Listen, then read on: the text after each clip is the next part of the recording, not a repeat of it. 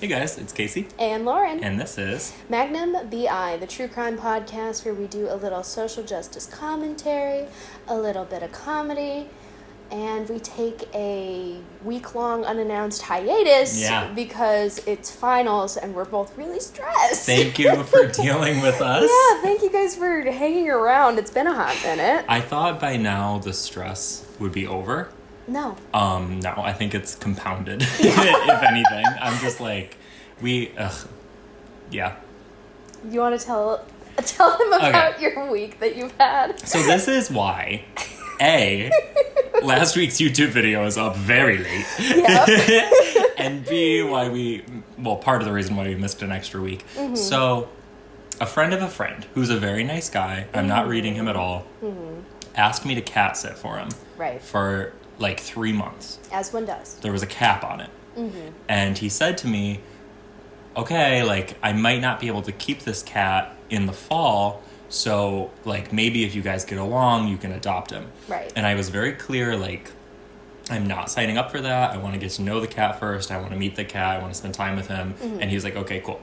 So the cat is here for a literal week. Yep. The cat, has fleas. Which the guy said he didn't know. Okay. I gave him flea treatment. I got the fleas out of my apartment. I didn't tell. If you're listening to this and you didn't know that tidbit, because I was keeping that a secret because I didn't want people to be afraid of me.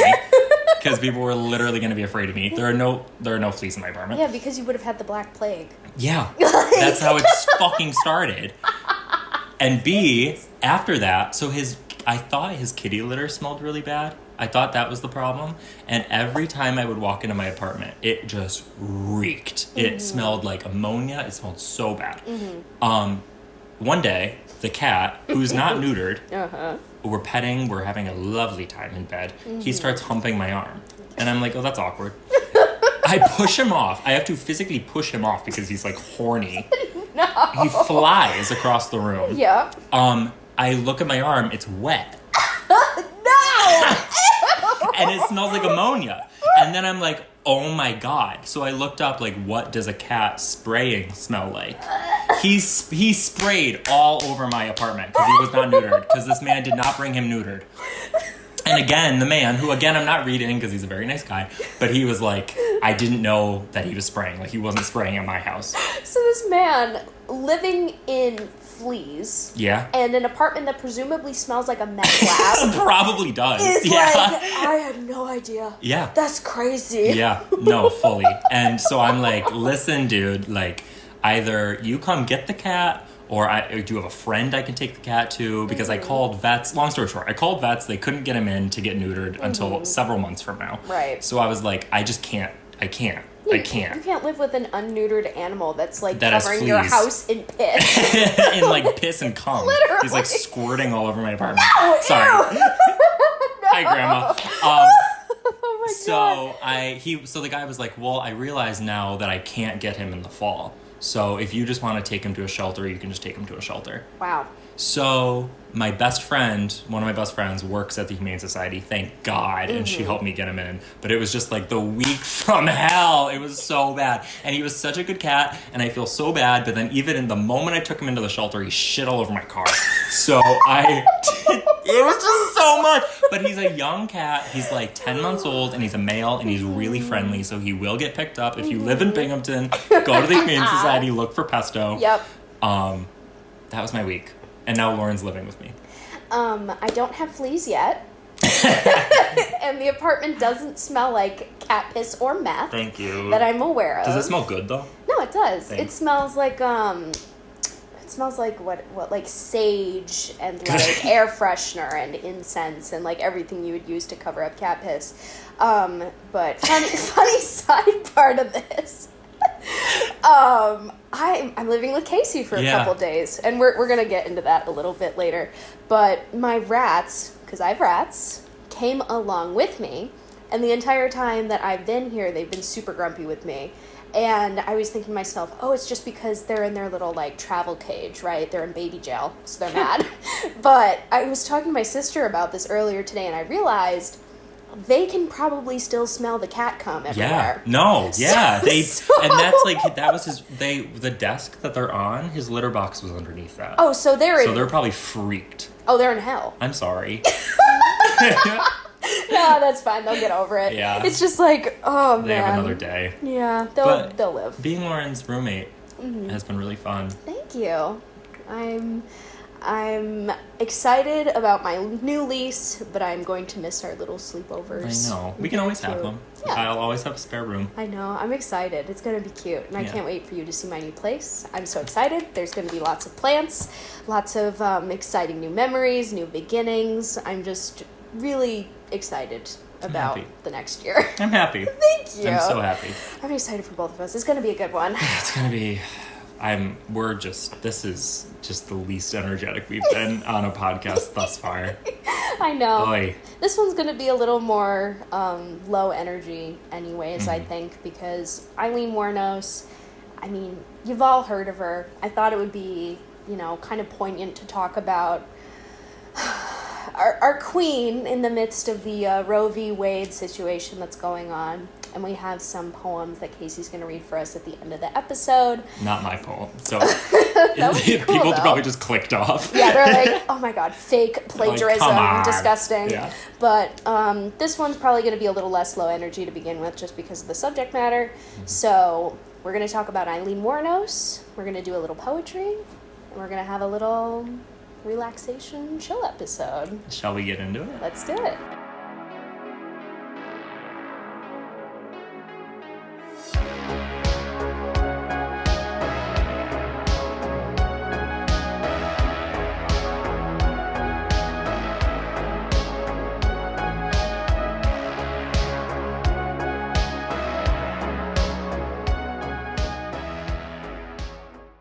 Okay, so Aileen Wuornos. If you haven't heard of her, I mean, most people that know a little tiny something about true crime have heard of America's, #1 most famous female serial killer. There's all kinds of, movies and books written about her, all kinds of drama, etc. But this is going to be a bit of a biography and a more nuanced look into the intergenerational trauma and sexual abuse that kind of, created her, I want to say, in a way.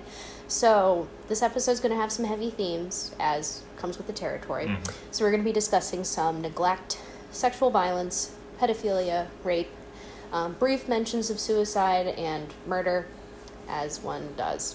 What a way to pick us up. And we're back. And we're back. And we're back. So Aileen's parents met when they were 14 and 16. And her mother's name was Diane Wuornos, and her father's name was Leo Dale Pittman. And they were married in 1954. Diane gave birth to their first child, Aileen's older brother Keith, in 1955, and the two remained married for 2 years before Diane filed for divorce and gave birth to Aileen when she was 16. So right off the bat, the two of them have a very toxic, heavily sexually charged, abusive relationship, right from the get-go, just because they're so young. Yeah. They don't know what they're doing. So and young. They're such a bad match for each other. And continuing my vitriol for water signs. Aileen is a Pisces. Okay. She's born February 29th, 1956. And so... Is that Leap Day? Yeah, that's Leap Day. That's crazy. Yeah. Oh, so she must have been 7 or something by the time she Yeah. died. Yeah. That's crazy. But I was thinking to myself, is there any kind of basis behind why I don't fuck with Pisces, on the general? So, a little sidebar. I did some research because I wanted to know if there was, some kind of trend, right? If there was a sign that most serial killers ended up being, if there was a popular one. So... According to astrology-zodiacsigns.com, the most trustworthy source for all your astrology zodiac I was needs. about to say, we only do the most quality research on this podcast. You have to put that on the sources master doc. I will, of course. I have to update it tonight. But based on a meta-analysis of 485 serial killers from this website...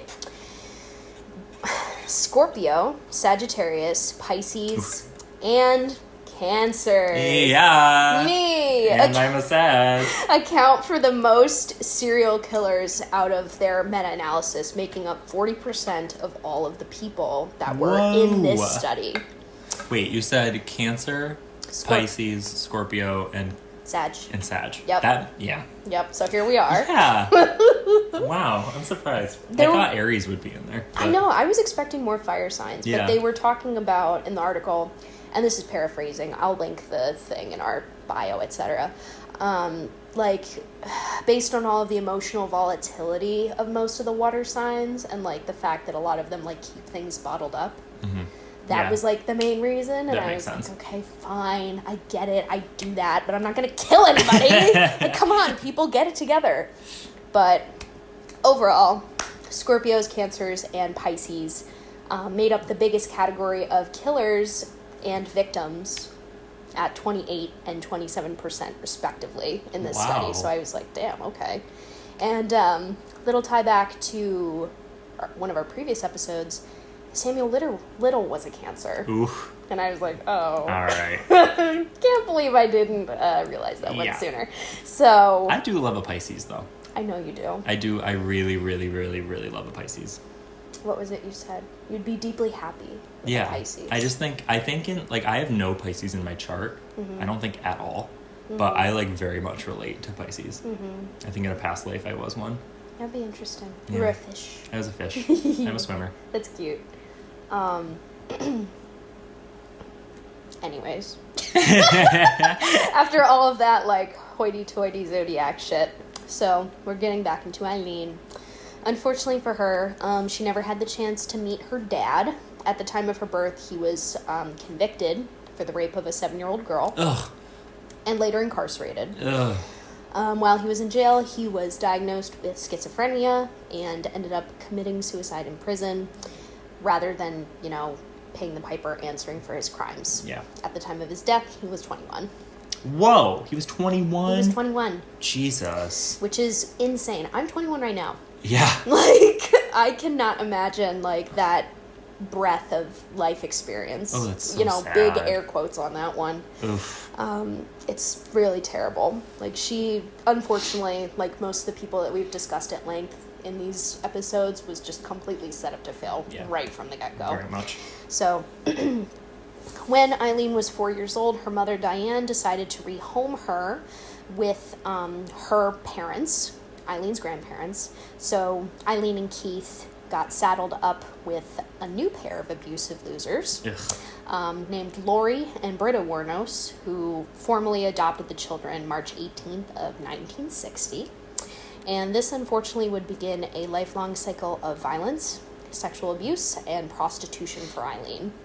By the time she was 11, she began trading her body for alcohol, cigarettes, and food because she came to realize that that was the only way that male figures in her life would show her what she considered affection. At 11. At 11. Which is fucking terrible. Unfortunately for her, her grandfather was most often the perpetrator of most of this abuse because he was a terrible alcoholic. Mm-hmm. So he would often sexually abuse Aileen when he was drunk and would prostitute her out to his other drunk, sick, pedophilic friends. Ugh. And as a consequence of this cycle of behavior, she became pregnant in 1970 after one of her grandfather's friends repeatedly raped her. How old is she? Let me do the math. I think that might have been when she was 11. What year, does it say what year she was born? Do you write that down? Oh my god, don't make me do math. Sorry, no, you're fine. We'll edit it in post. Let's put the number here. Okay. I'll include the audio when I figure it out later. You'll hear editing Lauren now. 1970 minus 1956 is 14. Anyways. You sound so good. Thank you. Wow, Wow. I'm so good at math. Thank you, future Lauren. But After she gave birth to her child, a boy, in 1971, she put the child up for adoption and dropped out of school. Once her grandmother passed away from, cirrhosis relating to liver failure and alcoholism, her grandfather kicked her out of the house, and she was on her own. What a gross man. She was a total piece of shit. And woman. I mean, I'm sure she was totally complicit in all of that. Oh, absolutely. She was probably, I don't know, in some fucked up way, thankful that violence wasn't turned towards her. Yeah, so I can imagine she was like, yeah, fuck them kids. And he probably did the same thing to Eileen's mother. True. To his daughter. I'm sure. That's how these things go. It's just one thing after another. The cycle of abuse usually doesn't stop at one. And her father raping a 7-year-old girl, he was probably also raped in his childhood. And that's not, obviously not an excuse. Mm-hmm. There's a lot to unpack there. Oh, yeah. But, yeah, it's a cycle. It's so sad. It's horrible. So, ostensibly, this means that by the age of 15, she is homeless, orphaned, and presented with a singular outlet for a means by which to support herself, which is prostitution. Yeah. It's the only thing she knows how to do at this point, which is terrible. Yeah. So, like I said earlier, she was completely doomed from the moment of her birth. Just bam, bam, bam, bam, bam. Years of abuse, physical, emotional, and sexual, all at pivotal moments of her upbringing, damaged her decision-making abilities, empathy, and self-confidence, resulting in a whirlwind of mental illnesses that contributed to her violent tendencies later in life.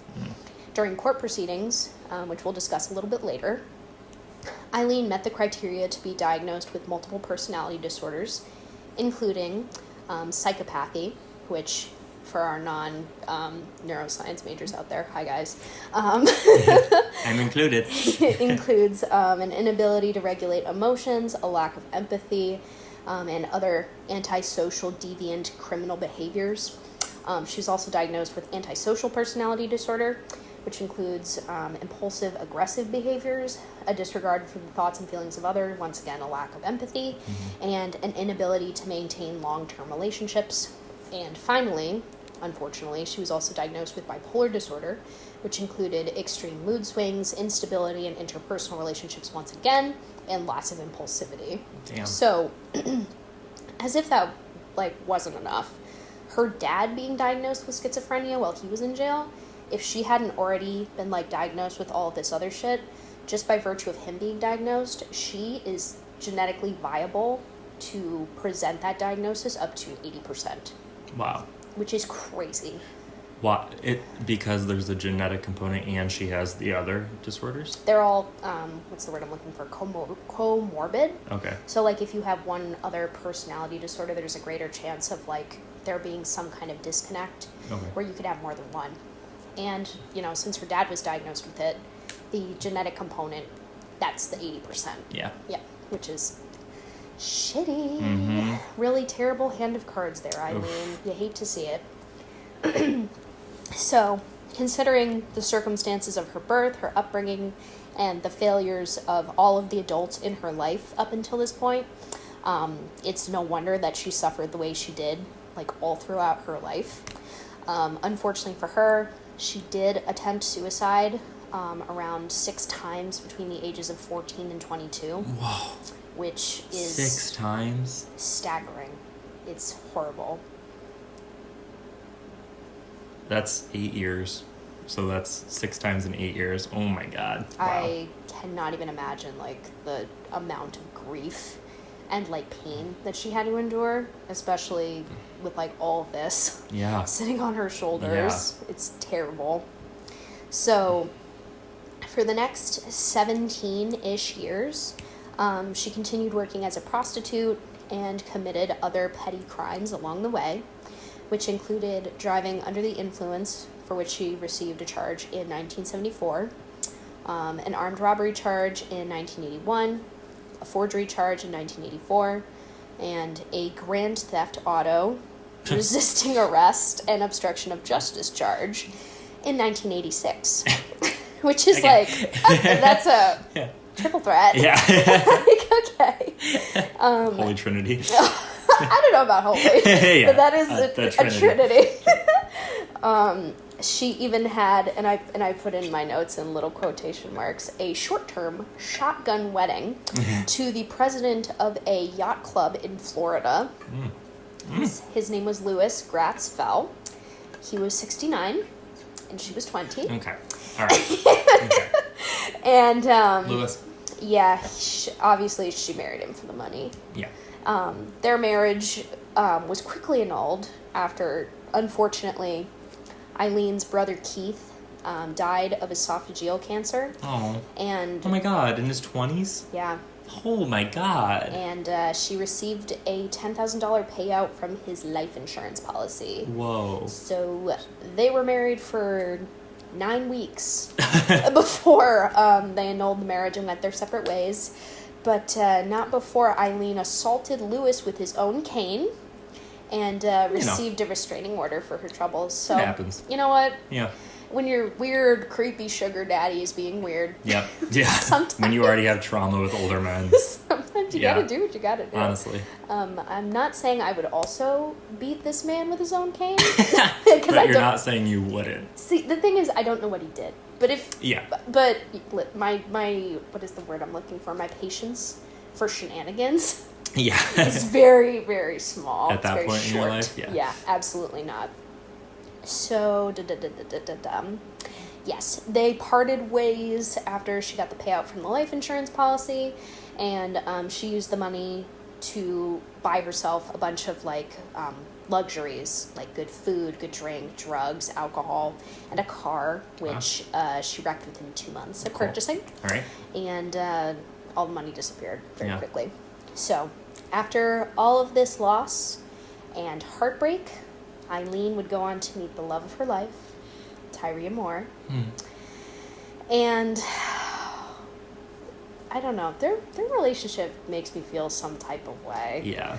I still, there's a documentary in here that I'm going to reference very passingly that I still need to watch. But, like, there's something to be said about finding someone, family in some way after all of this trauma and feeling like you really found that person. Yeah, for sure.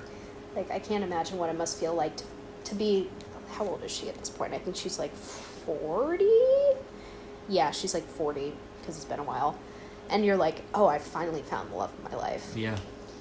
And somebody who also, like, is, and I also know about this case, I want to preface, but also somebody who, like, makes you feel safe. Yeah. You know what I mean? Because she had never in her life before likely been with somebody who made her feel like she was safe and fine and whole. Yeah. So then to be with somebody for the first time ever who makes you feel that way, and it's not manipulative, like, that's amazing. Yeah, it's incredible.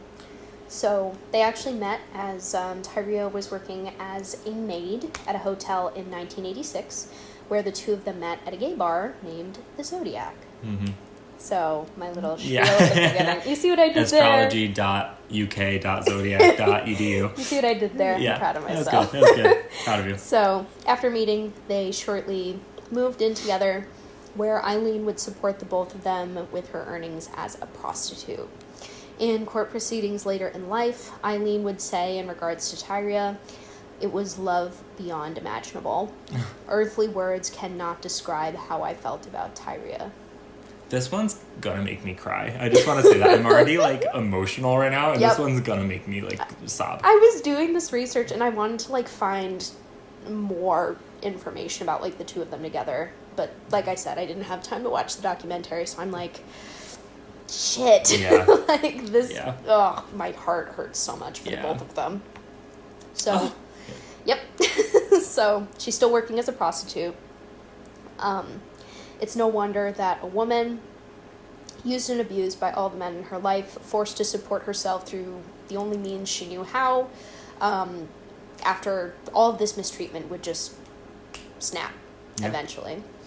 At this point, like, all of her coping mechanisms have, like, completely run their course. Alcohol, drugs, money, sex, nothing is working. She would commit her first murder in November of 1989. And as we find out as we discuss more of the court proceedings a little bit later, she would go on to claim that all of these murders were committed in self-defense, which is, I think, why her case got so much notoriety. Yeah.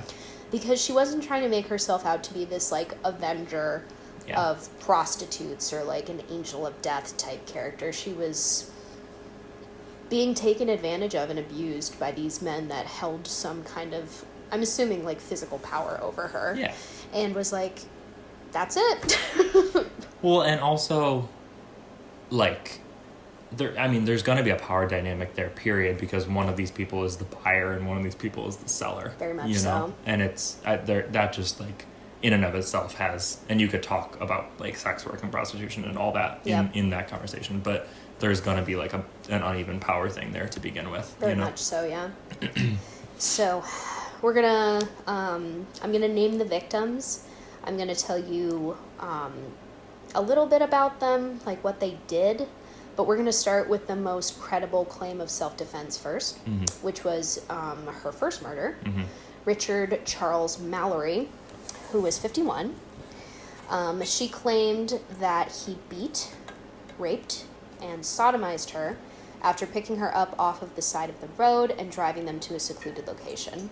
You know, whatever opinions you may have about sex work, I don't, it just leaves a really sour taste in my mouth that, like, already, you know, there's this entitlement coming from the individual that's providing the money, so they think that they can just do fucking whatever to these women, regardless of the fact that this is still, like, you know, at its base level, an intimate act. Yeah. And they're like, I don't fucking care about you or how you feel or whatever. I'm just gonna have my way with you. Yeah. And I think the reason why this was the one that set her off is because he, like, was doing all this horrible fucked up shit to her and then was like, yeah, and I'm not gonna pay you either. Yeah. And she was like, you know what? Yeah. And no.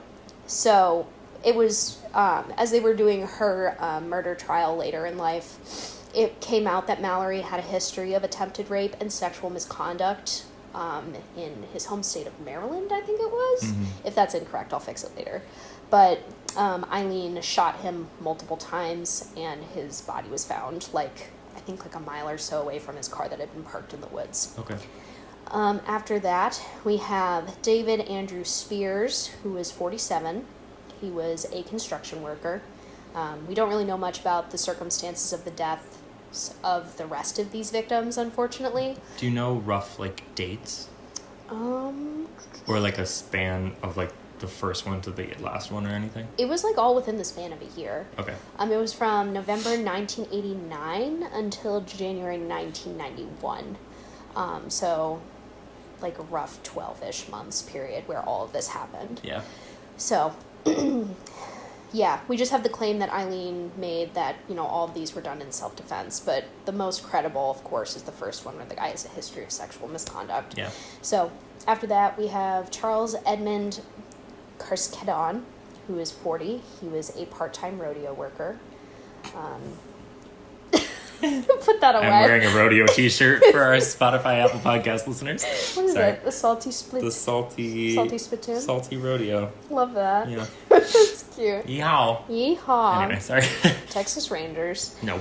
Not if you bring those fuckers up. I know. No, I'm kidding. There's nothing to do with them in this one, thankfully. Thank God. The fourth victim was Peter Abraham Seams. He was 65, and he was a retired merchant seaman. Like, he worked on a boat. His body, unfortunately, was never found, but Aileen did claim that she killed him. Troy Eugene Burris was the fifth victim. He was 50, and he was a sausage salesman. Don't laugh. What a title. Don't laugh. Number 6 was Charles Richard Dick Humphreys. You know what? Fuck me. I think she just asked these guys their names and what they did for a living, and then she was like, you know what? We've got the seaman, we got the sausage salesman, and we got Dick Humphreys. And he was 56 and a retired U.S. Air Force major, and he worked as a former state child abuse investigator and was the former chief of police in his hometown. And then finally we have Walter Gino Antonio, who is 62, and he was a trucker, security guard, and part-time police officer.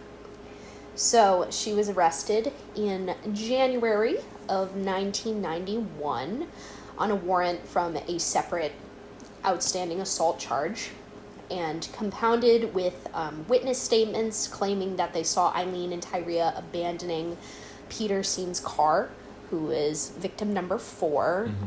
She's taken into custody.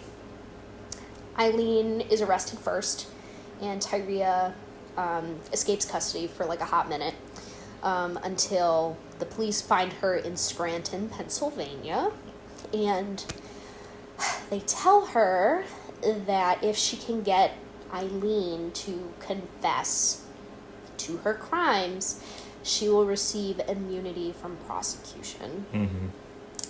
So the cops set Tyria up in a hotel in Florida, where she called Aileen for 3 days straight, begged for her to make a confession, and after, the police monitoring the phone calls and Tyria, begging Aileen, who loved her so fucking much, to admit to everything, she did. She admitted to everything. Of course, again, claiming that all of these murders had been in self-defense. Yeah. And this one just fucking hits me. It's just like every person in her life who was supposed to be there for her, who loved her, who should have loved her, who should have loved her, from beginning to end, failed her completely, miserably. And it just fucking kills me because, as far as I'm aware from my research, she loved Tyria until the moment she was put to death. Yeah. Spoiler alert. And she completely sold her out. And it just makes me so upset. And I in a way, I understand Tyria. Yeah. I really do. Just as a human being, I understand if I was in that situation. I think I might do the same thing, to be totally honest. Yeah. But it just is that's just tough. It's one that's right after the other. Yeah, nobody's winning in that situation. No, it's what is it? A rock and a hard place. Yeah. You're fucked either way. Yeah. And Tyria probably knew, okay, Eileen's gonna go down. Eileen is not stable. I've seen the videos of Eileen. Eileen was not stable. God, not at all. Eileen was erratic. Yeah. There was evidence against her. Yeah. So Tyria probably figured, I might as well just not go down with the ship. Yep. But it's just you really put that nail in that coffin, girl. Yeah. Yep. Eesh. So, on January 14th of 1992, Wuornos is brought to trial for the murder of Richard Mallory, which, again, is our first victim. With the help of Tyria's testimony, Wuornos is convicted. And this is the same trial where she's diagnosed with borderline and the antisocial personality disorders. Due to the nature of her conviction, 4 days after she is sentenced to death. In a new trial, in March of the same year, she pled no contest to the murders of Humphreys, Burris, and Spears, 3 of the other victims. And she claimed that this was in a bid to God to make peace with her sins before she would be executed. During which she admitted that Richard Mallory, the first of her victims, did violently rape her, but the rest didn't. They only started to. So, I think that's true, yeah. Honestly. I was going to say that. I really genuinely do think that the first guy did. Absolutely. And then I think that just really set something off in her. Oh, completely. That is, I'm not going to say rightfully so, because, I don't know. But at the same time, just given her history and thinking about her situation and her history, I get it. Because it's how many years of this happening to her did it take before something just snapped? Before some switch in her brain just activated that survival instinct and she was just no more. Yeah. Absolutely fucking not. Yeah. So I can't imagine what I would do. I don't want to imagine what I would do if this was my life and this was what I was living through. it's just, it's one of those things, man. My heart is just broken. Yeah. Oh, it makes me feel icky and sad. Yeah. So. And she just loved Tyria. She really did. Yeah. She would go on to confess to the other murders and would receive a subsequent death sentence for each person she killed, save for Peter Seams, whose body was never recovered. Mm-hmm. All in all, from all of her confessions, she accrued 6 total death sentences. So that meant that she would sit on death row for 10 years, during which her mental state, at least I'm assuming, deteriorated, because she claimed that the prison guards were like trying to send signals to her brain and torture her like through psychic waves. And she also claimed that the guards were poisoning her food and torturing her, which is more credible than the psychic waves theory. Yeah, but still. Still, it's one of those things. But maybe you shouldn't put somebody who's diagnosed as antisocial, yeah, borderline, and likely schizophrenic in a freaking cell, probably in solitary for a lot of this, because it was highly publicized. On death row. For 10 years. I didn't know it was 10 years long. Yep. So she was just sitting there the entire time, just rotting. Yeah. Like waiting to die, which is awful. Yeah. For her last meal, she declined the $20 the correctional facility provided to her to, fund that last creature comfort before she would go, and drank a single cup of black coffee instead, which is, I gotta give credit where credit is due. It's kind of badass. Yeah, it is. Like, you know what? Fuck you guys. I'm out of here. I almost, a few episodes ago, I don't know if you remember this, but we were talking about our last meal, and I was like, you were itching Aileen Wuornos, and then I was like, no, because that would spoil that she got the death penalty, so I didn't want to drop that, but I think that's the most badass thing ever. I think that's so badass. Yep. So she had her little cup of black coffee, and I'm gonna read her last words, because she really left an impression, I'll say.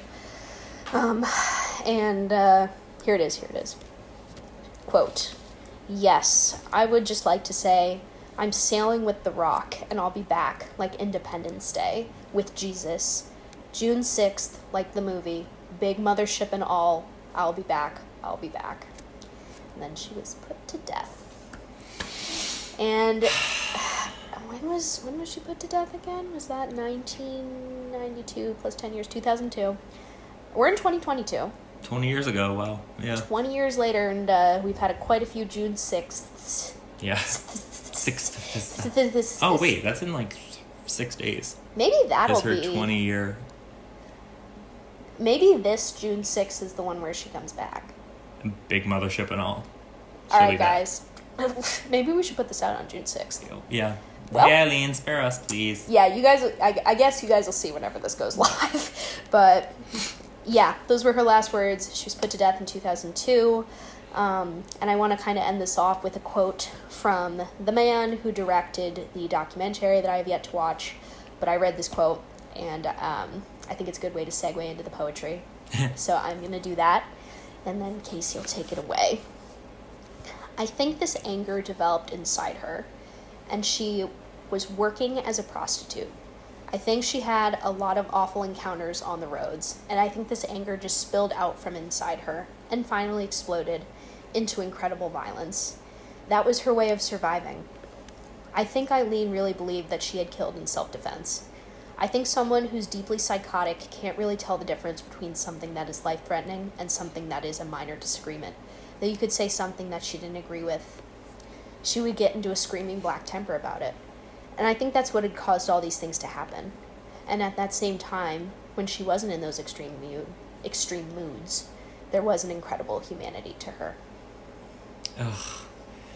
Ugh. This one sucks. And now I have to watch that documentary. Yeah. So. And I think it's diminishing, is that the word? Minimizing, thank you. To say that they were minor disputes. Mm-hmm. Because to her, in her brain, with that trauma, she probably, literally, for a moment, her fight or flight might have been just triggered so badly that she thought she was going to die. She because absolutely, of her history. Absolutely had PTSD. 100%. Yeah. Not to... We're not diagnosing here. I'm not qualified. Yeah. But let's connect a few fucking dots here. I know. Like, especially even if she didn't meet the criteria to have an actual diagnosis. That kind of trauma over and over again, and you really feel like you're going to die. Yeah. You're going to fucking fight. You're going to fight. And her fight was just triggered. Yep. You know? She could have flighted, but she fought. Period. It's... That one makes me sad. Thank you for it. But Poetry time? Poetry time. So, this book, it's called Life of the Party. It's by Olivia Gatwood, my favorite poet. If you know one thing about me, it's that I love Olivia Gatwood very, very much. I have a tattoo of one of her poems. I just love her. But a lot. So this book of poems is basically about her Olivia Gatwood's obsession with true crime and how it kind of ruined her life. Ooh. But then also like affirmed a lot of her fears and her feelings. And there's many poems throughout it which are either told like from the perspective of Aileen Wuornos or about Aileen Wuornos. Oh wow. And this is one of them. I'm not going to read the whole thing because A, it's kind of long, and B, I don't know how copyright works on poems. But I'm going to read like second half of it. Okay. So, this is called Aileen Wuornos Takes a Lover Home by Olivia Gatwood. I want to talk about how Aileen and Tyria went home and stopped going to Zodiac. How Zodiac is out of business. I want to talk about how they never went on a date. They simply went home together and didn't leave the house for a week. When Tyria suspected Aileen had killed more than one man, it was because Aileen brought her gifts that she couldn't have afforded to buy. I want to talk about how, in the end, Tyria said we were more like sisters than lovers. In the end, Tyria was promised immunity. In a phone call, tapped by police, Aileen called Tyria her right arm, her left arm, her breath. How all Tyria could say back was, please tell them. Please say it out loud. But Aileen didn't want to talk about it. She wanted to talk about love. So Tyria would hang up, unsuccessful, and the officer would tell her to say it like this, tell her she'll get off, tell her it won't be so bad, but how each time, for 3 days straight, the police listened to Aileen talk about love, about her right arm, her left arm, her breath, her breath, her breath. No. I have full body chills. Not right before Pride Month. No.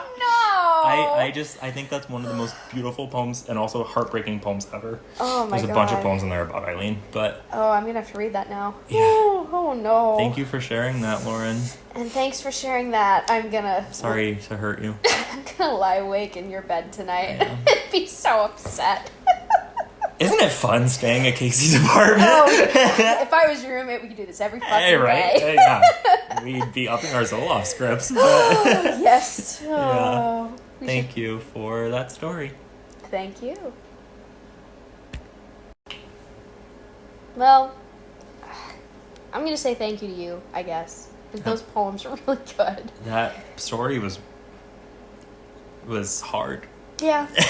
Yeah. But important. Yeah. Happy Pride Month, guys. Yeah, happy Pride. I mean, when we first started this podcast, I wanted to make sure that when we were talking about these people, we weren't making them into these, like, untouchable, like, horrific... Well, I don't know. Like... Yeah, it's hard. It's hard to even talk about. Yeah. Yeah. Because, like... Where do you even begin with a case like this one specifically? I know. Because we try and bring more to it than, like, look at this horrific shit they did. Like, I don't want to do another Gilbert Paul Jordan for a minute because that was horrific enough for me. Yeah. I don't like blood, surprisingly. I'm not a big gore kind of girly. But I think that the circumstances behind what a lot of these people do are really interesting and really important because not a lot of people realize that when they're raising children that so much of what they do as people, not even if it's directly impacting the child, is going to be imparted onto them in one way or another. No, for sure. And I think that's a really important conversation that people need to have if they're considering having children. Yeah. So think about your own baggage and trauma. Yep. And I mean, obviously, this is like an outlier of a really extreme, severe situation. But like, yeah, I mean, don't have kids if you aren't ready to unpack your trauma. Yeah. Intergenerational trauma is an insane thing. It's so real. Like there's so many academic articles that people have written about like the ways that it can like physiologically affect children born to people that have been through like traumatic incidences. Yeah. And I don't think it's really been given as much credit as it should until very recently, now that we've had the technology to unpack all of that shit. I agree. So it's an exciting time to be alive where we can make better informed decisions, especially considering our healthcare is in the shitter. Yeah. And then that goes, there's our Roe v. Wade discussion. But God. I know.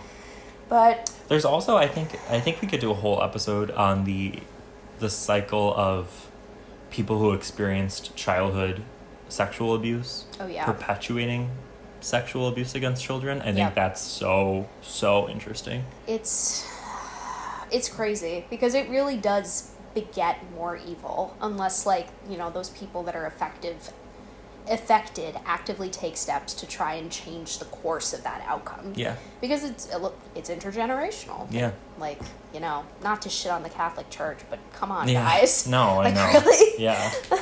It's scary. It's scary. But, on a lighter note. Thanks for listening. I know, thanks for listening. What was I going to talk about? Why you're living with me. Yeah, why I'm living with you. Yeah. So, I'm taking a summer class at college right now because I'm a transfer student, and when I came to Binghamton, where I currently go now, they didn't accept my previous institution's credits, so my entire freshman year was basically in the shitter. And I'd be so mad. Don't get me started. Yeah. I'm already heated. Not to heat you up more, but I'd be so mad. I'm steaming. Yeah. But, to try and graduate this year, please God, hopefully I will be done this year. I'm taking a summer course. I'm taking anatomy and physiology. And my lease for my summer housing doesn't begin until the 1st of June at 2 o'clock. Yeah. My first class was today, the 31st, at 10 a.m. And I've been awake since 6 a.m. because I heard the garbage truck outside of Casey's window, and I thought my car was being towed because I'm parked illegally. And imagine if Lauren has a big rat cage in the back of her truck bed. Imagine if they towed your car with the rat cage. All of my personal belongings, shit, which is why I'm so paranoid about it. But I reached out to my professor like a week and a half before the semester ended, right? So 3 weeks before our class was supposed to start. And I was like, hey guys, I'm not going to have housing in Binghamton until the 1st of June at 2 o'clock. Are there any assignments I'm going to miss? Is there anything I need to make up? What can I do to make this a good semester? And they left me on red for 5 days and then replied and basically said, too bad, so sad. Your first mandatory lab exercise is June 1st at 1 p.m. Can't wait to see you there. XOXO Gossip Girl. And I was just like dumbfounded because it's like, do you want me to get a fucking hotel room for 3 days? So graciously, Casey has welcomed me into his cat piss covered, flea infested home. You're welcome. And I've been driving around Binghamton like a fucking crazy person with a rat cage, 2 bookshelves, an entire cab filled with random shit for the past 2 days. Yeah. And I'm going to be doing that until 4 o'clock on June 1st because my landlord got back to me and basically said, you can't move in early. Such bullshit. Also, what could they possibly be doing tomorrow before 4 o'clock? Apparently, you mean the landlord? Yeah. I don't know. That you can't get into the house. I know. It's like, I'm not going to be fucking like, I don't know. I want to put my shit in my room and then go to class. Like, I'm not trying to live there. Yeah. Which maybe I should have communicated better. But I'm going to be doing a fucking lab practical with rat blood tomorrow. So it's like, I'm going to come back from class at 10 a.m. to 12 p.m., which is 2 hours of lecture on chemistry. I'm going to have 1 hour to myself before 3 hours of rat blood lab. And then I'm going to have to come home and unpack everything into my new home. And I'm at my wit's end. Because moving is stressful in and of itself. It is. Yep. And then add a really intense, really concentrated summer class. And 2 rats. My babies. And transients. And anxiety and not knowing. Yeah. And oh my god, I'm gonna be fine in like 4 business days. Yeah. Once I'm settled in and I've partaken in substances and I don't know, gone out to a bar or something and had a little me time. But do you want to go out on Saturday? Yeah, can we please? Yeah. Can we drink a lot? Yeah. We're both legal. Anyways. Yeah. Can we do that? Yeah. Okay. Cool. Thank you guys for listening. You heard it here first, folks. We're gonna go get drunk now. We've been watching. But I've loved living with you. I wish it could happen permanently because we're having a great time.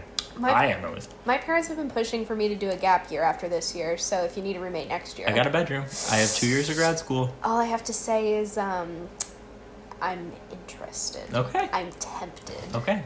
Take this as a legally binding contract on Spotify, Apple Podcasts, and YouTube, all of which you can follow us on. Holy shit. Thanks. Nice segue. Thank you. Subscribe, rate, check out the TikTok. Send us your firstborn. We have an Instagram. Yeah. I think that's everything. I've about unloaded all my trauma. Yeah, me too. We're gonna drink now. We're gonna go drink in the cat calm apartment. Period. This is probably, if you made it this far, guys, thanks for listening. Because we are just drained. Like, we're both completely sober right now, and I felt loopier than when I was wine drunk the first 3 episodes of our podcast. Oh, me too. I think this is what crack feels like. Maybe it's the cat piss. We're like on meth. Oh my god, we're on meth.